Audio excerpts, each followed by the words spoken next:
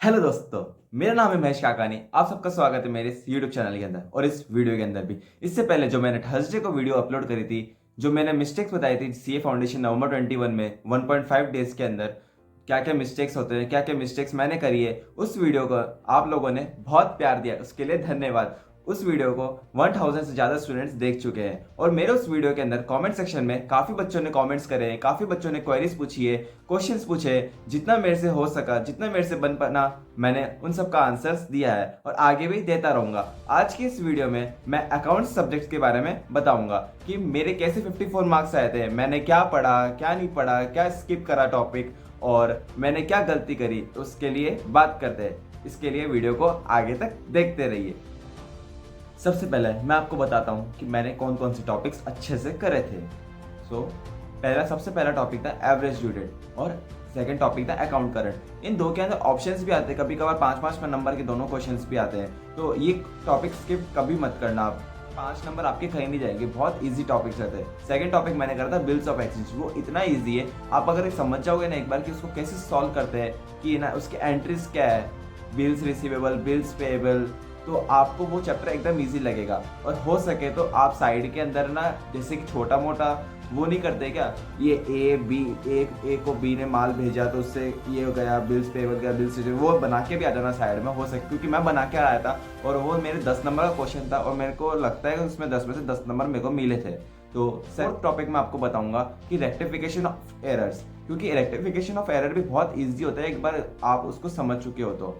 और fifth topic मेरा था फाइनल अकाउंट्स। फाइनल अकाउंट्स के अंदर एडजस्टमेंट्स आप अच्छे से देख लेना, अगर हो सके तो सारे एडजस्टमेंट को एक जगह लिख देना, नहीं तो अलग अलग जब क्वेश्चन सॉल्व करते जाओगे या कोचिंग के क्वेश्चन सॉल्व करोगे या फिर मॉड्यूल सॉल्व करोगे, जो एडजस्टमेंट्स रहेंगे उनको ऊपर टिक कर देना कि कौन कौन से नए नए एडजस्टमेंट्स है। तो वो आप टिक करके रहोगे ना, तो आप जो अभी पढ़ोगे ना, अभी 3 दिन बाद चौथे दिन में पेपर है आपका, तो ना आपके ना वो सही रहेगा, क्योंकि आपको वो एक जगह मिल जाएगा, अलग अलग जगह ढूंढना नहीं पड़ेगा कि हाँ इसका कौन सा एडजस्टमेंट मेरे को नहीं आ रहा, कौन सा एडजस्टमेंट करना है, ये सब।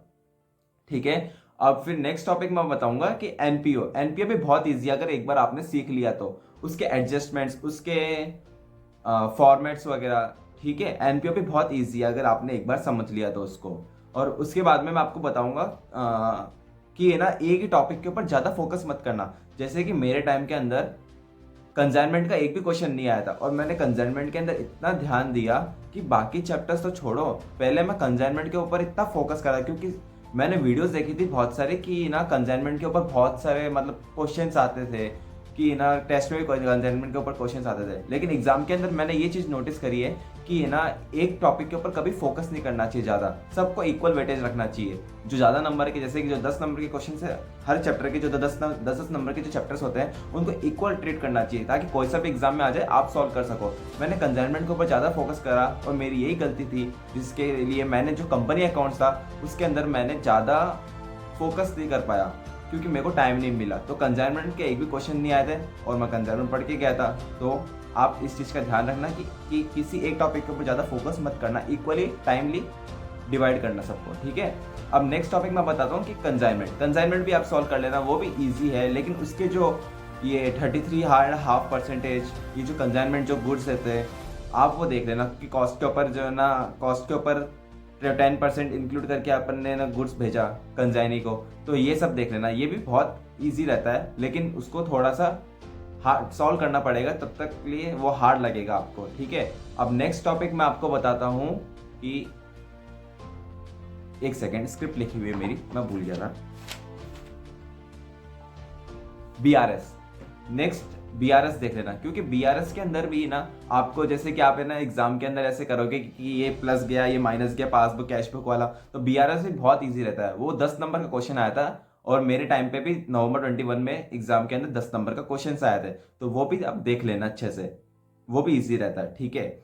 अब मैं आपको गलती बताता हूँ क्या क्या होती है। तो गलती ये है कि आप ज़्यादा क्वेश्चन सॉल्व करने लग जाओगे एक ही चैप्टर के, वो मैंने बता दिया, वो आप कभी मत करना एक क्वेश्चन की ज़्यादा चैप्टर सॉल्व। ठीक है, हर टाइप का क्वेश्चंस देख लेना। अब दूसरी गलती मैंने ये करी थी कि मैंने एक टॉपिक के ऊपर फोकस करा, वो आप मत करना। ठीक है, एक टॉपिक के ऊपर कभी भी इतना फोकस नहीं करना चाहिए। अब तीसरी गलती मैंने ये करी थी कि एग्जाम टाइम के अंदर मैं वीडियोज देख रहा था यूट्यूब के अंदर, थ्योरी के लिए या फिर किसी के लिए भी, थ्योरी के लिए तो नहीं, मतलब ये ना, ये जो चैप्टर्स प्रैक्टिकल चैप्टर्स है इसकी थ्योरी के लिए, तो आप वो गलती मत करना। जो आपने स्टार्टिंग से पढ़ रखा है वो ही पढ़ना, एक्स्ट्रा कुछ भी मत पढ़ना, क्योंकि इसमें क्वेश्चंस आते हैं प्रैक्टिकल, वो थ्योरी के अलग चैप्टर्स रहते हैं। तो ना ये जो प्रैक्टिकल क्वेश्चंस आते हैं तो प्रैक्टिकल के अंदर ही फोकस करना, और थ्योरी भी अगर आपको पढ़नी रहे, जो आपके नोट्स है उसमें से थोड़ी बहुत पढ़ भी लेना, एक्स्ट्रा कुछ भी मत करना, ये टाइम वेस्ट होगा बिल्कुल, ठीक है।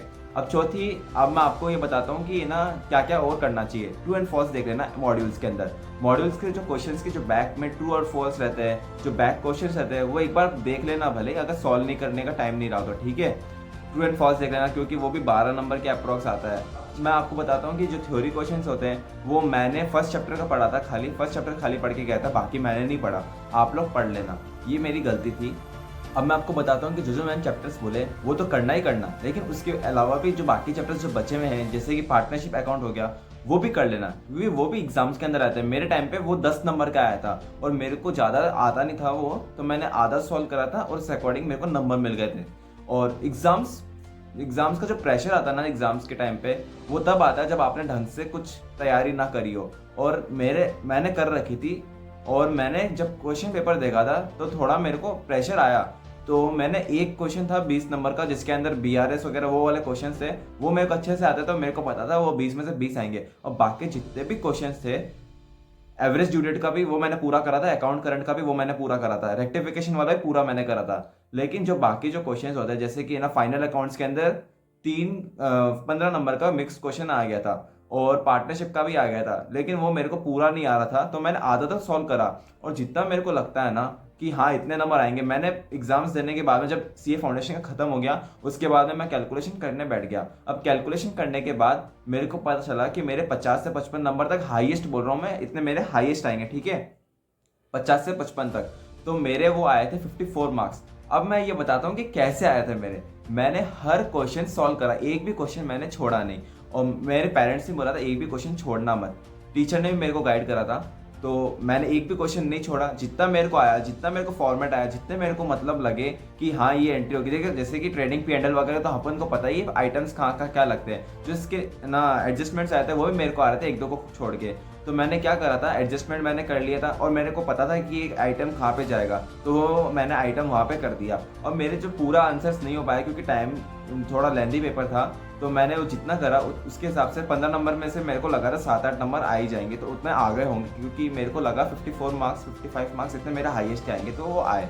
तो आप लोग ये टेंशन मत करना कि मेरे को नहीं आ रहा तो मैं क्या करूँ एग्जाम्स के अंदर, नहीं आ रहा कोई बात नहीं, आप जितना हो सके उतना सॉल्व करो, पेपर आप अच्छा ही जाएगा। वो भगवान के भरोसे कि पेपर के मार्क्स एग्जामिनर कैसे देगा क्या देगा, तो वो ऊपर वाले के हिसाब से छोड़ दो, बस आप मेहनत करते जाओ, वो मेहनत ही आपको पार लगाएगी। तो इस तरह था मेरा अकाउंट्स का पेपर। आई होप कि आपको ये पसंद आई वीडियो, आप ये गलती ना करोगे, और जो मैंने बोला है वो कॉन्सेप्ट के ऊपर, वो टॉपिक्स के ऊपर आप ज़्यादा ध्यान दोगे पहले, क्योंकि वो चैप्टर्स के क्वेश्चंस हर एग्जाम्स में आते ही आते हैं, जितना मेरे को लगा है और जितने मैंने प्रीवियस ईयर्स के ऐसे देखे क्वेश्चंस, ठीक है।